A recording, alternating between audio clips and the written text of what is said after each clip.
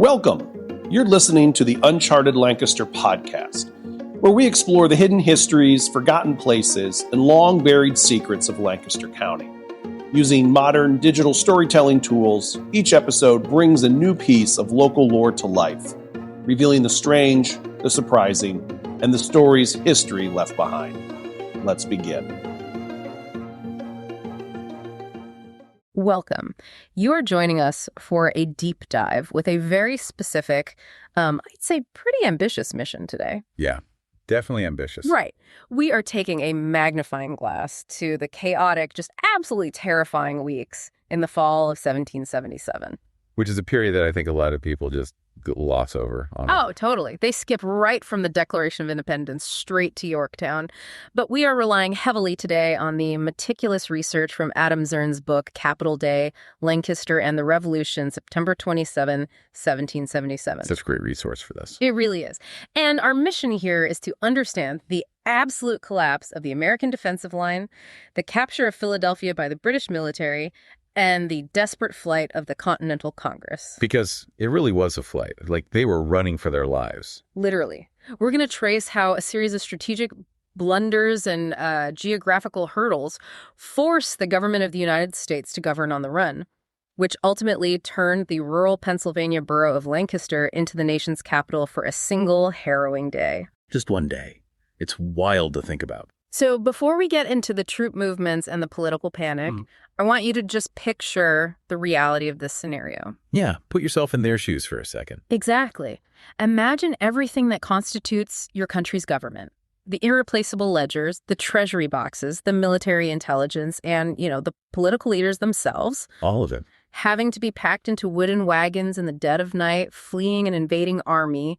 The physical anchor of the nation is just gone. Poof, gone.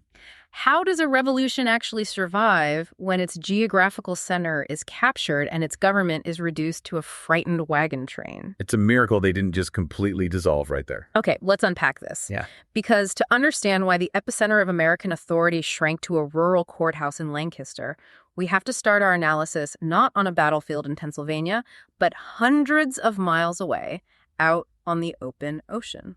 We do. And it's this logistical reality that often gets completely bypassed when analyzing the Philadelphia campaign.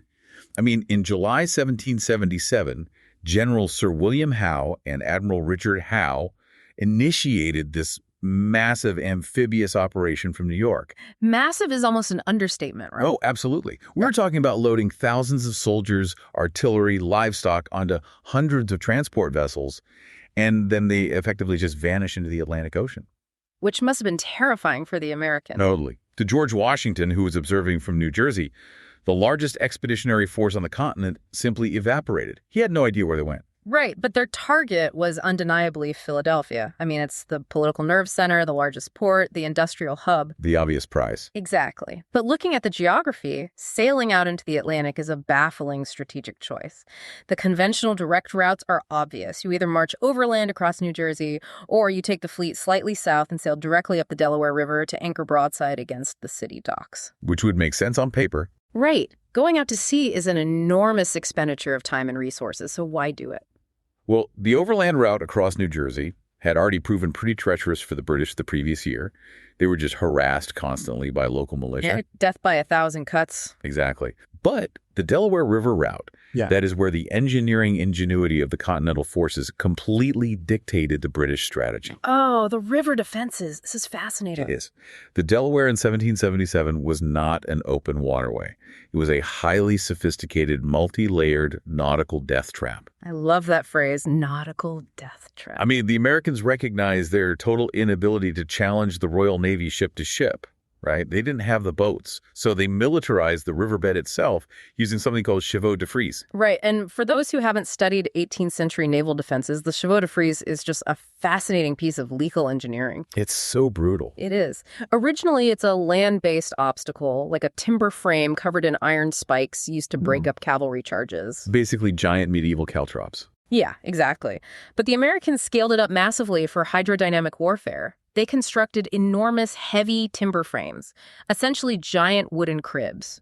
And they floated them out into the main shipping channels of the Delaware River. Right, and then filled them with tons of stone until they sank right to the muddy bottom. And the really devious part is what was sticking out of them. Yes. Projecting upward from these submerged frames were massive iron-tipped wooden beams positioned at this precise angle, lurking just a few feet below the opaque, muddy surface of the water. And that opacity, that is the key variable here.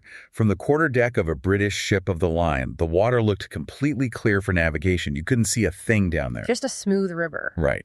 But if a ship which is relying on wind and the strong tidal currents of the Delaware drives its hull onto one of those submerged iron spikes... Game over. Game over. The sheer momentum of the vessel would tear its wooden hull wide open. And it's not just about losing one ship, right? No, not at all. Furthermore, if the lead ship in a fleet hits a chevaux de frise and sinks, its wreck immediately creates an impassable bottleneck in a very narrow channel. So the whole fleet is stuck behind it. Exactly. Add to the fact that the Americans had positioned shore batteries forts equipped with heavy artillery, specifically sited to bombard any ships that slowed down to navigate or clear these obstacles. It's a brilliant kill zone.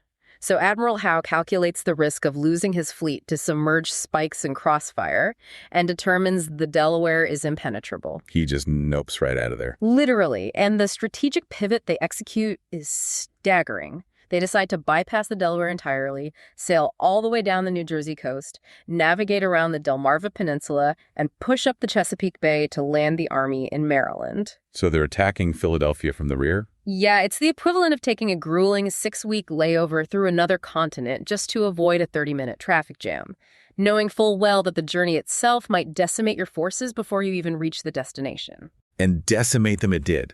I mean, the voyage was an absolute catastrophe of logistics. I can't even imagine the smell. Oh, it was horrific. Sailing an 18th century fleet down the coast in the dead heat of a late summer Atlantic is not some precision maneuver.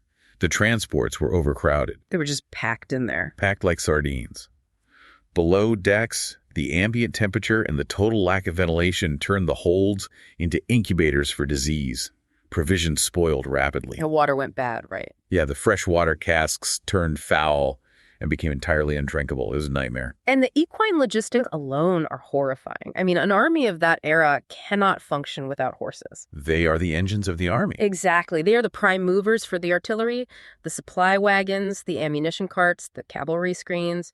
You pack thousands of horses into the dark, stifling holds of wooden ships for 6 weeks, violently rolling on the ocean swells. It's basically animal cruelty on an industrial scale. It really is. The attrition rate was catastrophic. They were throwing dead horses overboard daily. Just hoisting them up and tossing them into the Atlantic. Right, and every horse lost in the Atlantic meant a cannon that couldn't be maneuvered on the battlefield or a supply wagon that had to be abandoned once they landed. Which is a huge tactical loss before a single shot is even fired.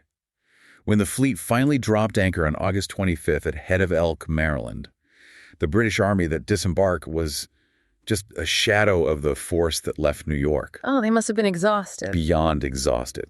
They stepped off the transports into deep, sucking Maryland mud. The local climate was oppressive. Welcome to Maryland in August. Right. Violent late summer thunderstorms immediately drenched their encampments, ruining vast quantities of gunpowder. They're struggling to construct these crude shelters in a torrential downpour, completely surrounded by dense, humid woods. And the bugs. Yes. The deafening alien noise of cicadas. Remember, these are British and Hessian troops who have never heard a cicada in their lives. It must have sounded like an alien invasion. It totally unnerved them. So they're sick, they're stiff, and they are highly, highly vulnerable. Okay, here is where I have to strongly challenge Washington's strategic calculus. I knew we'd get to this. I mean, the British Army is quite literally stuck in the mud. They are disembarking in chaotic waves. Their horses are dead or emaciated. Their gunpowder is wet. Their troops are suffering from seasickness and dysentery. They're sitting ducks. Exactly. Basic military doctrine. The concept of defeat in detail dictates that you strike an enemy when they are disorganized and constrained by a bottleneck. And Washington has his forces nearby.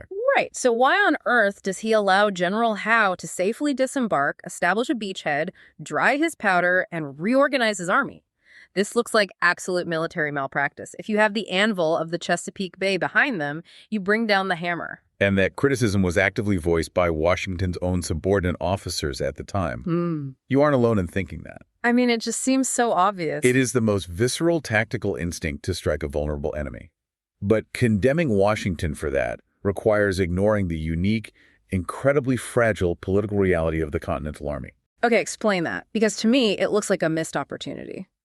Well, a conventional European general could afford a massive, bloody engagement at the water's edge because European armies were backed by established states with deep treasuries and conscription apparatuses. They could replace their losses. Exactly. Washington was not backed by a state.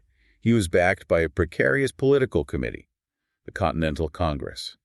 So you are arguing that an assault at Head of Elk was simply too high a risk for the political entity of the United States. Absolutely. Think about the mechanics of an assault on a beachhead. It is chaotic. Command and control break down immediately. And remember, the British still had the naval guns of the fleet right there to provide devastating covering fire for their infantry. Oh, I hadn't thought of the ship cannons. Right. If Washington committed his entire force to a surprise attack in the mud and the British discipline held, or the naval bombardment shattered the American lines, the Continental Army would be destroyed. And there goes the revolution. Precisely. And Washington understood a fundamental truth that took his adversaries years to grasp. He was not defending Philadelphia. He was defending an idea. Yes. The Continental Army was the physical manifestation of the revolution. As long as the Army existed in the field, the United States existed. So the preservation of the Army was the ultimate goal. Always. If he gambled the Army on a muddy beachhead and lost, the revolution was definitively over. He chose to trade space for time, preserving the Army to fight on ground of his choosing. Strategic patience over tactical opportunity. He lets them get off the boat. It's a tough call, but the right one. You are listening to this, and you have to appreciate the psychological discipline required to hold back your forces when your enemy is staggering. The ability to endure the discomfort of inaction because the long-term survival of your objective demands it. So Washington waits. He waits. And Washington's delay allows the British to recover their operational footing. And from there, the campaign shifts from a naval maneuver into this high-stakes, deadly dance across the terrain of Delaware and Pennsylvania. The cat-and-mouse game begins. Exactly. Howe begins pushing north, but he is acutely aware that this campaign is as much about political optics as it is about military domination. He wants to win hearts and minds. Right. He brought a printing press with him on the ships for a reason. He immediately issues these proclamations, offering royal pardons and promising strict protection for the property of any civilian who submits to the crown. Just bow down and we won't burn your farm. Basically. He issues draconian orders to his troops, forbidding plundering. Which is entirely unenforceable. Oh, completely. You cannot starve an army on the ocean for 6 weeks, march them into rich agricultural land, and expect them to respect property lines based on a printed broadside. Hunger completely overrides military discipline. Every time. The historical record shows the British and Hessian troops stripped the countryside bare. They dismantled wooden fences to burn as firewood. They slaughtered local livestock. They emptied smokehouses and root cellars. They're like locusts. Yeah. The civilian population is caught in a terrifying vice.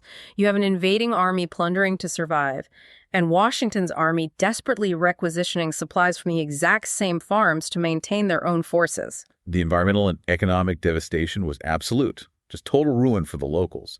So as this mass of starving men and animals grinds north, Washington's light infantry finally engages the British vanguard. This is in September, right? Yeah, September 3rd in a skirmish at Couch's Bridge in Delaware.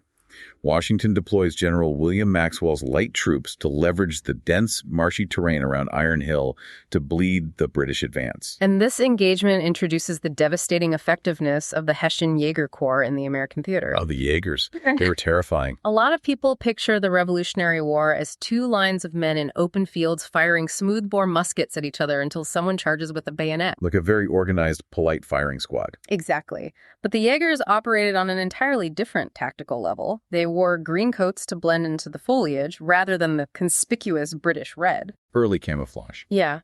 And more importantly, they were armed with short-barreled rifles, not smoothbore muskets. The spiral grooves cut into the interior of the barrel imparts a spin to the bullet, drastically increasing range and accuracy. Like throwing a spiral with a football instead of just lobbing it. Perfect analogy. A British infantryman with a smoothbore musket might hit a target at 75 yards if he's lucky. A Jaeger with a rifle could reliably hit a specific officer at 200 yards. Which completely changed the psychology of the battlefield, but the trade-off is the rate of fire. Right. Loading a rifle requires physically forcing a patched lead ball down those grooves, which is a slow and physically demanding process compared to dropping a loose ball down a smoothbore musket. So they couldn't fire as fast. No, but the Jaegers were specifically deployed for woodland skirmishing, taking cover behind ancient trees, picking off officers, and operating independently. And Maxwell's men utilized the topography expertly against them, particularly this treacherous, muddy expanse aptly named Purgatory Swamp, which completely bogged down a British flanking maneuver. Purgatory Swamp. You don't want to march through a place called Purgatory Swamp. Never. The Americans inflicted casualties, delayed the march, and then utilized the terrain to withdraw safely before running out of ammunition. It proved to Howe that the overland route to Philadelphia would be contested for every single mile. So that tactical delay forces the armies into a broader strategic maneuvering phase. Washington establishes a formidable defensive line at Red Clay Creek. He's digging in. Yeah, he's anchoring his troops and artillery, preparing to receive the massive frontal assault that British doctrine usually demands. But General Howe refuses to play the role Washington has scripted for him. He was too smart for that. Howe's brilliance lay in spatial manipulation. He recognizes the strength of the Red Clay Creek position and simply ignores it. He masterfully implements this diversionary tactic. He advances a portion of his force toward Washington's lines, orders them to construct a sprawling camp, light hundreds of campfires, and make a massive amount of noise. To simulate an army preparing for a dawn assault. Exactly. As night falls, Washington's troops are standing at the breastworks, staring out at a sea of enemy fires, bracing for impact. Must have been terrifying just waiting in the dark. Meanwhile, under the cover of darkness, Howe silently marches the vast bulk of his combat power north and west. He just slips away. Yes, executing a wide sweeping movement that completely bypasses Washington's right flank. It is a phenomenal logistical deception. I mean, moving thousands of men, artillery trains, and supply wagons in the dark over unpaved 18th century farm roads without alerting an enemy army station just miles away requires an astonishing level of discipline. And they pulled it off. When Washington scouts realize the fires in the distance are burning in an empty camp, the strategic geometry has completely shifted. The rug is pulled right out from under them. Washington is forced to abandon his fortified positions, scramble his forces backward, and execute a desperate forced march to intercept Howe before the British can slide straight into Philadelphia. It's a foot race now. And that frantic repositioning culminates on September 11th, 1777 at the Battle of Brandywine. Which is huge. Brandywine is the largest terrestrial battle of the American Revolution in terms of sheer manpower. Really? The largest. Yeah, with roughly 30,000 combatants converging on this undulating rural landscape, dominated by farms, grist mills, and the Brandywine Creek. And the creek is the big obstacle. The creek is the final significant geographical barrier protecting the approach to Philadelphia. Washington establishes his center of gravity at Chad's Ford, which is the primary crossing point on the main arterial road leading to the capital. So he locks down the main bridge, essentially. Basically, he heavily fortifies the eastern bank, places General Anthony Wayne in command of the choke point, arrays his artillery, and prepares to bleed the British as they attempt to force the crossing. The British approach, and initially it looked exactly like the battle Washington anticipated. It looks like a textbook frontal assault. Right. British General Wilhelm von Knyphausen pushes a massive column of Hessian and British infantry directly toward the ford. They deploy their artillery batteries on the western heights and initiate a thunderous, continuous bombardment. Just hammering the American lines. If you are Washington, observing from your command post, your entire sensory experience, the roar of the cannons, the smoke, the massing infantry, confirms that the primary assault is happening right in front of you. But it's a trap. It's a massive trap. The sheer volume of fire and the aggressive posturing by Knyphausen completely anchored Washington's attention to Chad's Ford. But the entire engagement at the fort is an elaborate, highly orchestrated pinning maneuver. While the artillery duel rages, General Howe and Lord Cornwallis take the majority of the British army, over half their total fighting force, the absolute elite of the British military establishment, and they peel off. They do it again. Another flanking maneuver. Yes. They embark on an exhausting, grueling 17-mile flanking march northward, tracing the western bank of the creek, far out of visual range. 17 miles in full gear. They locate the shallow, unguarded upper fords, cross the Brandywine entirely undetected, and pivot south to completely envelop the right wing of the American army. Okay, let's dissect the mechanics of how an intelligence failure of this magnitude actually occurs.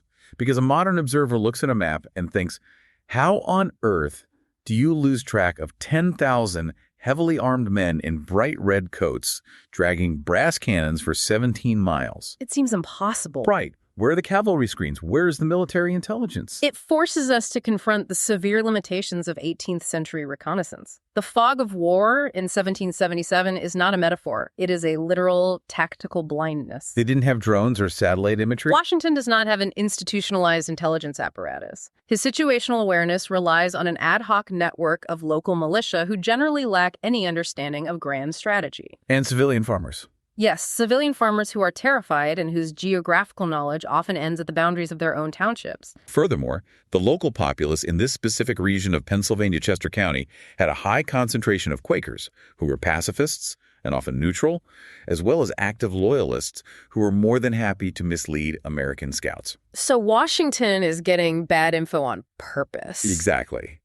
Washington is standing at Chad's Ford, managing an active artillery duel, and receiving a barrage of deeply conflicting courier reports. I can just imagine the chaos at his headquarters. Oh, it's madness. At 11 a.m., a scout rides in, his horse lathered in sweat, swearing he saw a massive British column marching north. 30 minutes later, a local civilian arrives claiming he just traveled down that exact northern road and saw nothing but empty fields. So what do you do? Washington has to make a critical calculus.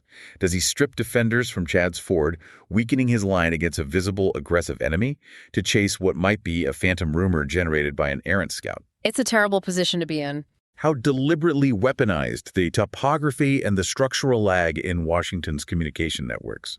By the time the atmospheric conditions and the sheer weight of confirming reports force Washington to accept that he has been disastrously outflanked, it is almost too late. The hammer is already falling. Howe and Cornwallis have crested the heights near Birmingham Meeting House, crashing down onto the unprepared American right flank like a sledgehammer. The resulting combat around Birmingham Hill is visceral and desperate. American commanders like John Sullivan, Lord Stirling, and Adam Stephen have to execute highly complex evolutions, shifting their divisions from facing west to facing north, marching them across uneven terrain under intense pressure. All while taking fire. Yes, and attempting to form defensive lines behind split-rail fences and stone walls. This is the exact crucible where the Marquis de Lafayette throws himself into the collapsing line. The young French aristocrat. Right, he's phenomenally wealthy, just arrived in America chasing glory. He is trying to physically rally the breaking militia, utilizing his sheer presence, and he takes a British musket ball straight through the calf. Lafayette's injury becomes this enduring piece of revolutionary lore. But tactically, the American right wing is disintegrating. The sheer discipline and continuous volley fire of the British Guards and Grenadiers pushed the Americans back into a chaotic retreat. The structural integrity of Washington's entire army is in imminent danger of complete collapse. If they are encircled and pinned against the creek, Knyphausen will cross Chad's Ford, and the Continental Army will be annihilated in a pincer movement. The survival of the army in this moment falls onto the shoulders of General Nathaniel Greene. Greene is so underrated. He really is. He commands the reserve division, positioned near the center. When the right flank shatters, Greene executes one of the most remarkable forced marches of the war. He moves his entire division several miles in under an hour, practically running his men into the fight. That is insane speed for infantry. They hit a choke point in the road, deploy rapidly into a defensive formation, and violently blunt the British pursuit. They do not win the engagement, but they absorb the shockwave. Need my time. Yes, bleeding the British vanguard, just enough to pry open a window for the rest of Washington's army to conduct a fighting retreat toward Chester. The Continental Army survives to fight another day, but the strategic reality is unassailable. The Battle of Brandywine is a decisive, devastating British victory. The shield is broken. Washington's defensive shield has been shattered. The geographical buffer between the Royal Army and the capital city has been erased. The military failure on the banks of the Brandywine instantaneously triggers a catastrophic civilian and political emergency in Philadelphia. The sudden compression of distance is terrifying. You have men in the Continental Congress who have been debating the minutiae of supply lines and foreign treaties, and suddenly the physical violence of the war is at their doorstep. The psychological shock hits the city days later. On September 18th, Congress receives an emergency dispatch from Alexander Hamilton. Yeah, at this point, Hamilton is serving as a trusted aide-de-camp to Washington. He has literally just crossed the Schuylkill River, the final waterway separating the British from the city under direct enemy fire. Just a completely chaotic scene. His boat was nearly intercepted, he lost his horse, and a man was killed inches from him. The letter he pens to the President of Congress, John Hancock, is devoid of any diplomatic pleasantries. He's not mincing words. Not at all. He clearly states that the British Army commands the river fords. They have the capability to launch a rapid cavalry raid into the streets of Philadelphia that very night. His directive is absolute. Evacuate immediately. This triggers one of the most chaotic, adrenalized nights in the history of American governance. At 3 a.m. on September 19th, James Lovell, a delegate from Massachusetts, sprints to the boarding house of John Adams. Pounding on the door. He hammers on the door, wakes Adams from a dead sleep, and delivers the news. They are coming. We have not a moment to lose. Consider the existential peril these men are facing. The delegates residing in Philadelphia are the signatories of the Declaration of Independence. They have literal prices on their heads. To the British Crown, they are not opposing politicians. They are the chief architects of high treason. If captured, there is no prisoner of war exchange waiting for them. Now cozy parole. The legal penalty for their actions is to be hanged, drawn, and quartered. So the evacuation is not some orderly procession. There is no formal vote to adjourn the session. Thomas Burke, a delegate from North Carolina, noted in his writings that it was simply a universal frantic consensus to scatter. Every man for himself. They scramble in the dark, securing whatever horses or carriages they can acquire, and flee the city via multiple diverging routes to avoid mass capture by a British patrol. But amid the terror of a 3:20 a.m. flight, there is logistical masterstroke that demonstrates their sophisticated understanding of statecraft. Yes, the papers. Days before Hamilton's letter sparked the final exodus, Congress had possessed the foresight to issue a direct order to Secretary Charles Thomson. His mandate was to procure a fleet of sturdy wooden wagons, round up the clerks, and systematically pack up the entirety of the public papers.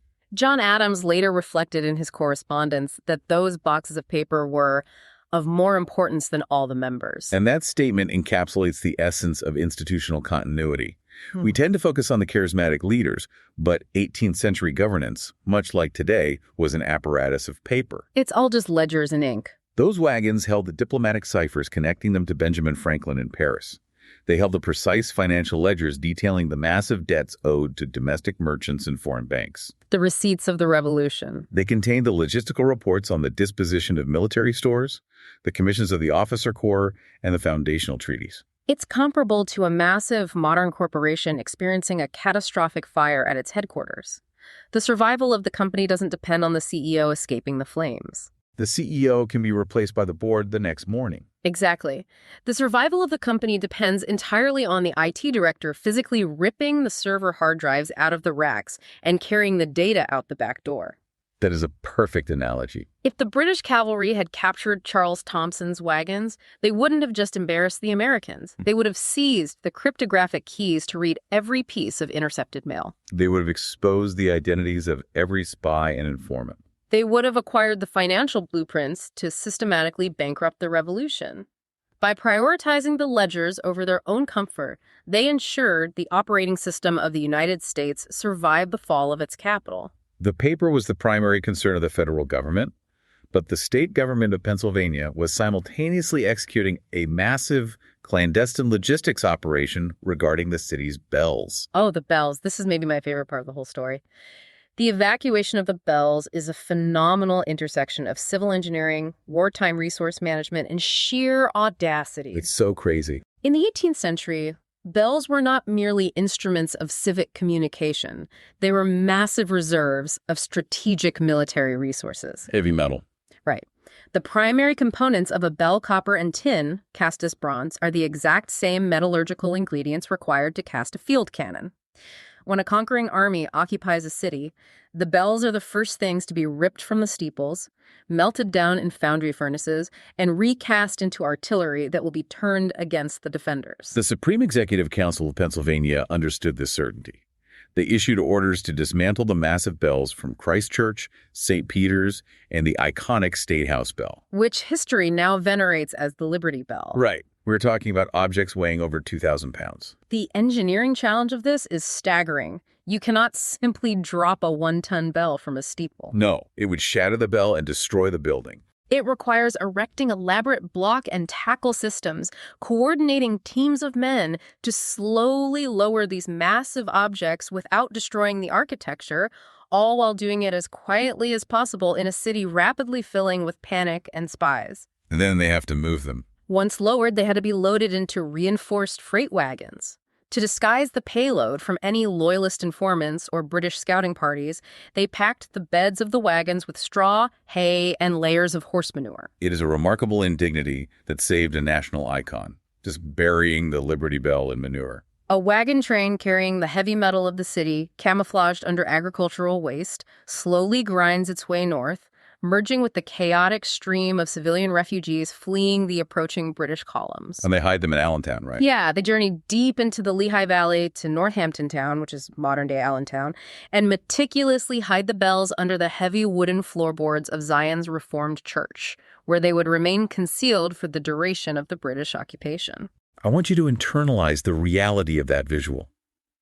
The government is entirely unmoored. The records are bouncing in the back of a cart.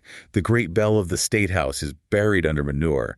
The delegates who declared independence are riding blindly into the night. They are essentially vagabonds at this point. They couldn't simply travel straight west toward their designated rendezvous point because that route intersected with the projected path of Howe's advancing army. Right, they'd ride right into the British. So they are forced to execute a massive sweeping detour north. They cross the Delaware River into New Jersey, travel up through Trenton, and hook west toward Easton and Bethlehem. And the stop in Bethlehem provides a jarring psychological contrast to the chaos they were fleeing. Oh, Bethlehem was like stepping onto another planet for them. Bethlehem was a highly organized settlement established by the Moravians, a devout, pacifist religious community. John Adams documented his arrival there extensively. He was blown away by it. After days of riding through a landscape defined by panic, displaced refugees, military requisitions, and rumors of impending slaughter, Adams rides into Bethlehem and encounters a functioning utopia. He observes meticulously engineered waterworks pumping fresh water into the town. Vast, perfectly maintained cherry orchards, bustling artisan workshops, and the serene sounds of complex choral music drifting from the church services. It must have felt like a cognitive dissonance of the highest order, stumbling into a thriving, highly advanced, peaceful enclave in the middle of a collapsing republic. But the safety of Bethlehem is temporary. The British are still advancing, and the government must reconvene to prove to both its citizens and its European allies that the United States has not ceased to exist. They have to show they're still a government. They push onward through Reading, moving deeper into the Pennsylvania interior, finally converging on a pre-planned rendezvous point 65 miles west of Philadelphia. Which brings us to the focal point of our deep dives, September 27, 1777, the borough of Lancaster, Pennsylvania. Let's construct the physical environment of Lancaster on that specific day. Lancaster was an established, prosperous, inland agricultural hub, but the sudden influx of the war has completely overwhelmed its infrastructure. It was bursting at the seams. The population has exploded. The uncaved streets are choked with terrified civilian refugees who fled Philadelphia with whatever they could carry. There are columns of Hessian prisoners of war being marched through the town under armed guard. Militia drilling everywhere. Local militia companies are drilling haphazardly on the town commons. The taverns are packed beyond capacity, and displaced families are sleeping outdoors in the elements. You can just imagine the smell and the noise. The air is thick with wood smoke, the smell of unwashed bodies, and the constant hum of anxiety. In the very center of this swirling chaos, in the middle of Penn Square, sits the Lancaster County Courthouse. It is a solid, two-story brick building constructed in 1739. Just a standard colonial courthouse. It features a cupola, a small clock face, and arched windows. It is a symbol of provincial county law, entirely unprepared to serve as the capital building of a struggling nation. But into this modest brick structure walk the remnants of the Continental Congress. John Hancock, despite suffering from severe gout, takes his seat as president. Charles Thompson opens the salvaged ledgers. The gavel falls. The United States government is back in session. But the optics of this gathering are incredibly stark. How many men actually answer the roll call that morning? A mere 28 men, 27 delegates, and Hancock presiding. Out of how many normally? Well, they represent 11 of the 13 states. The rest are either trapped behind enemy lines, sick, or still lost on the roads. This is a crucial element to understand. This is not the Continental Congress of July 1776. There's no soaring rhetoric echoing off the brick walls. No one is posing for a painting. Exactly. There are no philosophical debates concerning the natural rights of man. This session is defined entirely by grim, bureaucratic desperation. They are convened to manage a catastrophe. The agenda of the day is dictated entirely by a dispatch they receive from George Washington, written from his encampment at Pottsgrove. Washington's letter is a brutally honest assessment of his operational capacity. He doesn't sugarcoat anything. He informs Congress that General Howe has completely outmaneuvered him yet again. Howe executed a feint, drew Washington out of position, and successfully marched his army across the lower fords of the Schuylkill River. The final barrier has fallen. The British Army is marching unopposed into Philadelphia. But the loss of the capital isn't even the most terrifying part of Washington's letter. He details the physical deterioration of the Continental Army. The army is falling apart. They had recently endured the Battle of the Clouds, where a torrential nor'easter saturated the leather cartridge boxes of the soldiers, completely ruining hundreds of thousands of rounds of gunpowder and preventing a massive engagement. They literally couldn't shoot their guns because the powder was wet. The men have been marching continuously for weeks over rough, muddy terrain. Washington then drops a logistical bombshell on the 28 men sitting in that courthouse. He officially reports that at least 1,000 of his infantrymen are marching completely barefoot. 1,000 men without shoes. In late September. In Pennsylvania, where the overnight temperatures are already plunging, it is a logistical failure that borders on a humanitarian crisis for the army. If a soldier cannot march, he cannot fight. If an army cannot maneuver, it is destroyed. Confronted with this reality, the Congress in Lancaster doesn't debate ideology. They immediately execute wartime executive actions. They pass a sweeping resolution granting the Board of War expansive powers to collaborate with Washington in securing the materials necessary for survival. They need stuff, and they need it yesterday. They order the rapid acquisition of shoes, blankets, clothing, firearms, and provisions. But the mechanism of this acquisition is incredibly revealing about the fracturing social fabric of the colonies. They specifically authorize the military to forcibly seize these goods from the property of disaffected persons. The term disaffected is the legal mechanism for broad wartime confiscation. It's a very loaded word. Very. In 1777, the population was not uniformly patriotic. A vast segment of the populace remained staunch loyalists, while an even larger segment desperately tried to remain neutral, prioritizing the survival of their farms over the politics of the war. They just wanted to be left alone. Right. This resolution essentially weaponized political loyalty. It mandated that quartermasters and local militia ride out to the farms of those deemed unsupportive of the revolution, break into their homes, and physically confiscate their winter blankets, their stored grain, and their spare shoes to supply the Continental line. Think about the terrifying reality of enforcing that order on the ground. A detachment of armed, freezing soldiers arrives at a farmhouse.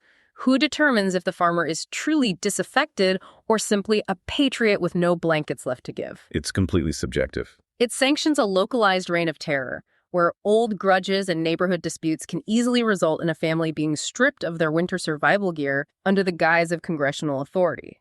Oh, my neighbor looked at me funny last year. He must be disaffected. Take his shoes. Exactly. It perfectly illustrates how desperate the government had become. They were willing to cannibalize the property of their own citizens to keep the army from freezing to death. It is the ultimate pragmatic action of a government prioritizing survival above all else. After passing these draconian supply resolutions, the 28 men look at the map and realize that their position in Lancaster is untenable. They are still too close to the British. They are merely 65 miles from the British Army in Philadelphia. There is no major geographical barrier protecting them. A concerted thrust by British light cavalry could reach them in a matter of days. Therefore, they make the final defining decision of the Lancaster session. They issue a directive for the treasury to be loaded back onto wagons. The physical massive iron chests containing the hard currency, the loan office certificates, and the financial lifeblood of the nation. The government must move again.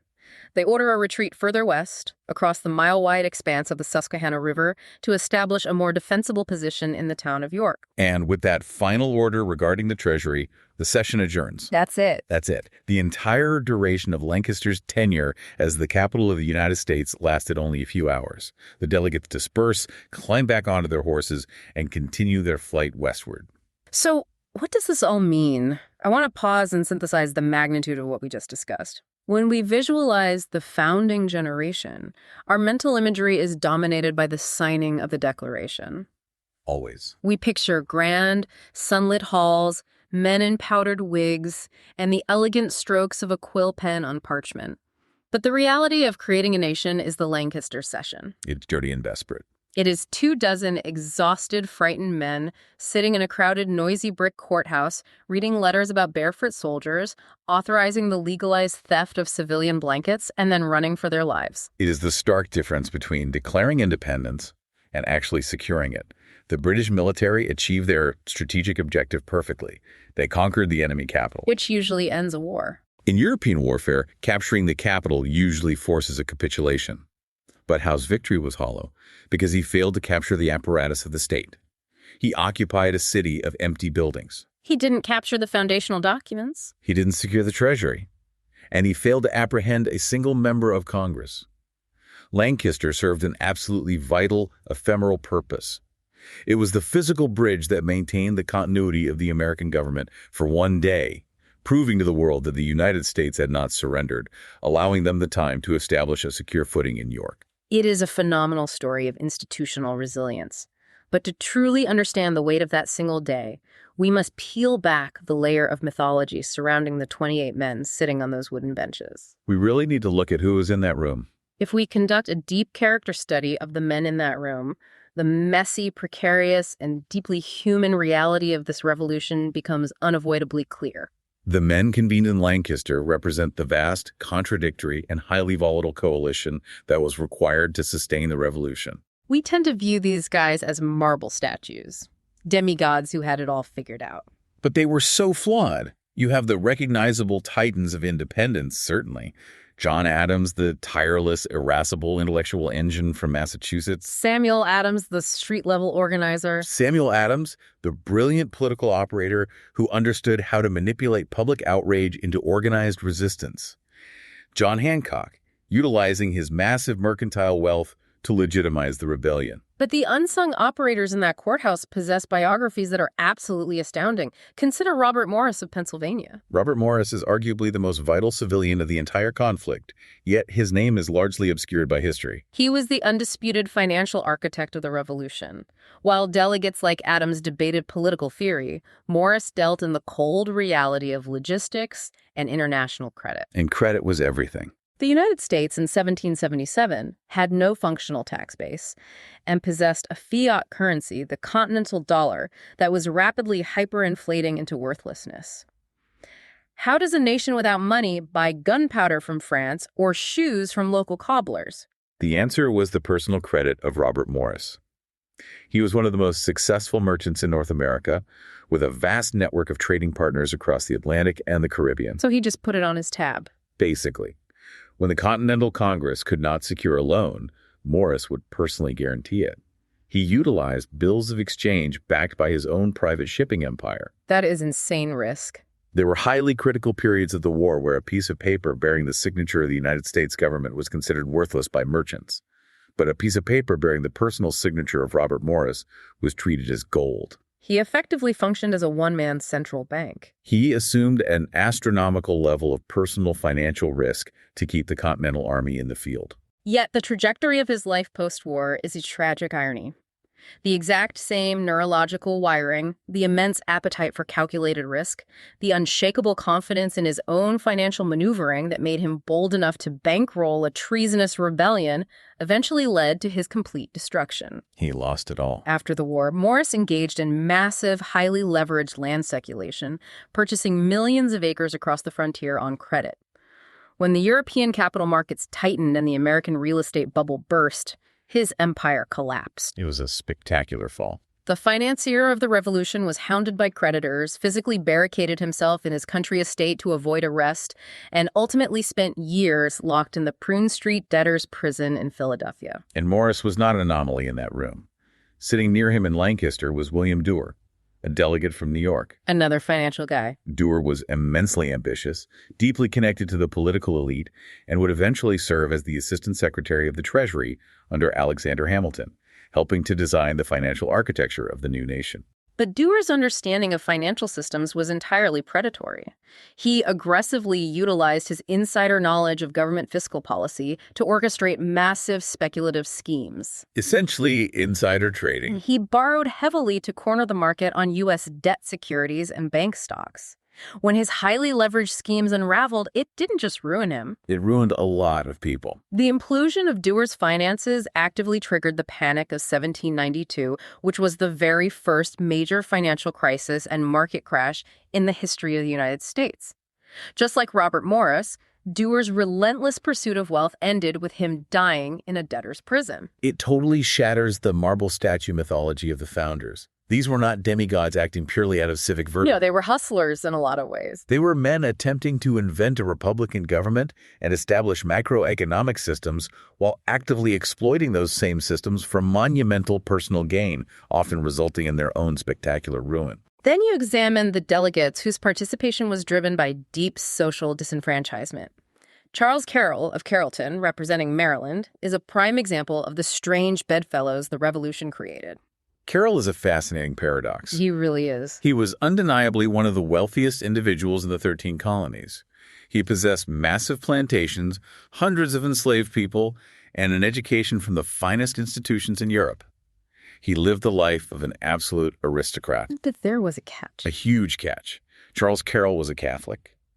And under the draconian anti-Catholic laws enacted by the British colonial government in Maryland, Catholics were legally barred from holding public office, barred from practicing law, and completely disenfranchised from voting. So you have a man who possesses more wealth than the royal governor, yet he is legally categorized as a second-class citizen, explicitly forbidden from participating in the civic life of the society he helps dominate economically. Precisely. His vast wealth insulated him from poverty, but his religious affiliation entirely excluded him from power. When the imperial crisis escalated, Carroll recognized a profound opportunity. He wasn't fighting over a minor tax on tea. No, he was fighting to completely obliterate the legal frameworks that excluded him. By signing the Declaration of Independence and serving in Congress, he was risking a fortune that rivaled the GDP of a small European nation. If the rebellion failed, the British wouldn't just hang him. They would attain his bloodline and confiscate his entire empire. He risked everything for a seat at the table. It demonstrates that the Revolutionary Coalition wasn't just radicalized Bostonians and Virginia planters. It included marginalized elites who saw the chaos of war as the only mechanism to rewrite the rules of their society. The enemy of my enemy is my friend. Exactly. Who else was doing the quiet, unglamorous work in that Lancaster courthouse? We must highlight James Lovell of Massachusetts. Lovell's background was not in commerce or law. He was a school teacher. A school teacher. Before arriving in Congress, he had been arrested by British authorities in Boston for espionage, endured horrific conditions in a British prison in Halifax, and was eventually exchanged. Because of his intellect and his deep understanding of operational security, he was appointed to the Committee of Foreign Affairs. So what did he do? Lovell became the chief cryptographer of the American Revolution. 18th century cryptography is a fascinating discipline. How did a school teacher manage the secure communications of a nation at war?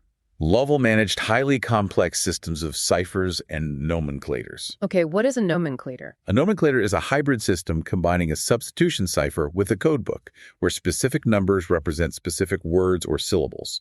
Lovell designed the cryptographic grids that allowed American diplomats in Paris, like Benjamin Franklin and Silas Deane, to communicate their negotiations for French military aid back to Congress without British spies intercepting and understanding the dispatches. So he's doing this math by hand. It was tedious, incredibly stressful work. A single mathematical error in enciphering a letter could compromise the entire French alliance. And he's doing this while on the run. Lovell sat in that Lancaster courthouse, knowing that the survival of the nation depended heavily on his ability to keep their secrets encrypted. And finally, we have men whose contributions required leaving the halls of power to perform grueling physical labor. Daniel Roberdeau of Pennsylvania is a phenomenal example of hands-on leadership. Roberdeau was a wealthy Philadelphia merchant and a brigadier general in the Pennsylvania militia. But his most critical contribution to the war effort was metallurgical. Metals. Right. The Continental Army faced a perpetual, desperate shortage of lead for casting musket balls. Without lead, the army is effectively disarmed. You cannot fight an infantry war without ammunition. Exactly. When a vein of lead ore was discovered in the rugged, isolated frontier of central Pennsylvania, an area known as Sinking Valley, Roberdeau did not simply form a committee and ask for volunteers. He didn't just write a memo. No. He requested a leave of absence from his congressional duties, personally traveled into the wilderness at his own expense, and oversaw the physical construction of a fortified stockade, which became known as Fort Roberdeau.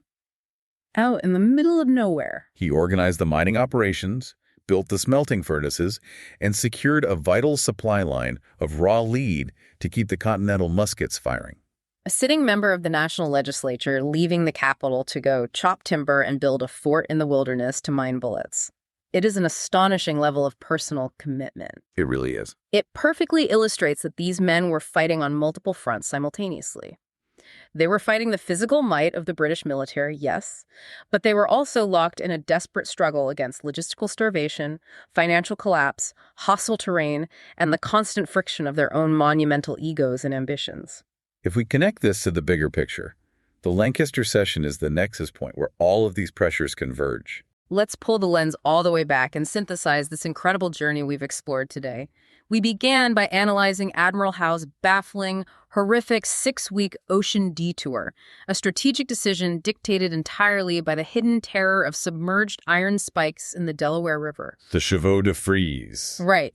We witnessed the devastating consequences of that voyage as a sick, exhausted British army landed in the Maryland mud, and we dissected George Washington's agonizing, politically necessary decision to hold his fire and let them disembark, prioritizing the survival of his army over a tactical gamble. We then tracked the armies through the intense tactical deceptions of the campaign.